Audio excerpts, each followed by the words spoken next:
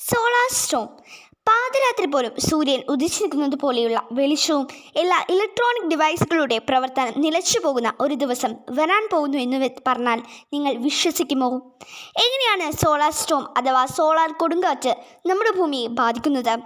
നിമിഷ നേരങ്ങൾ കൊണ്ട് ഭൂമിയുടെ എല്ലാ ഭാഗത്തേക്കും ബാധിക്കുന്നുണ്ട് ഇത്. അതിനുവേണ്ടി അമേരിക്കൻ സ്പേസ് ഏജൻസിയായ നാസ ഇപ്പോഴും തയ്യാറെടുക്കുകയാണ്. ഈ ഒരു പ്രതിഭാസം ഭൂമിയിൽ എങ്ങനെയാണ് സംഭവിക്കുന്നത് എന്ന് നോക്കാം.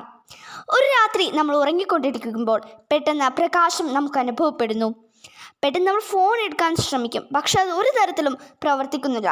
അതുകൊണ്ട് തന്നെ നമ്മൾ TV ഓണാക്കാൻ ശ്രമിക്കും, അതും പ്രവർത്തിക്കുന്നില്ല. ഇങ്ങനെ നമ്മൾ ആകാശത്തേക്ക് നോക്കുമ്പോൾ അറോറോ അഥവാ നോർത്തേൺ ലൈറ്റ് കാണാൻ സാധിക്കും. വ്യത്യസ്തമായ രീതികളിൽ ആ വെളിച്ചം മിന്നിമറയുന്നതായി നിങ്ങൾക്ക് കാണാൻ സാധിക്കും. ഇതെല്ലാം നിമിഷ നേരങ്ങൾ കൊണ്ട് സംഭവിച്ചത് സോളാർ സ്റ്റോം അഥവാ സോളാർ കൊടുങ്കാറ്റ് കാരണമാണ്. ഇതേപോലെ തന്നെ 1859 നമ്മുടെ ഭൂമിയിൽ സംഭവിച്ചിട്ടുണ്ട്. ഇത് സംഭവിച്ചു കഴിഞ്ഞാൽ അപ്പോൾ തന്നെ ഇലക്ട്രോണിക്സ് ഉപകരണങ്ങൾ പ്രവർത്തിക്കില്ല.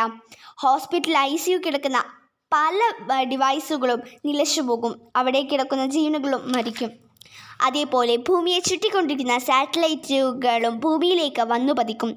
1859 സെപ്റ്റംബർ 1-2 തീയതികളിലാണ് നമ്മൾ ഈ കാര്യം തിരിച്ചറിയുന്നത്.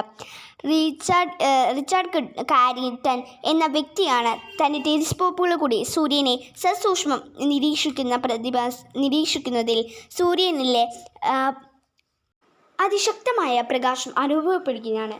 ഇങ്ങനെയാണ് സോളാർ സ്റ്റോം തിരിച്ചറിയുന്നത്.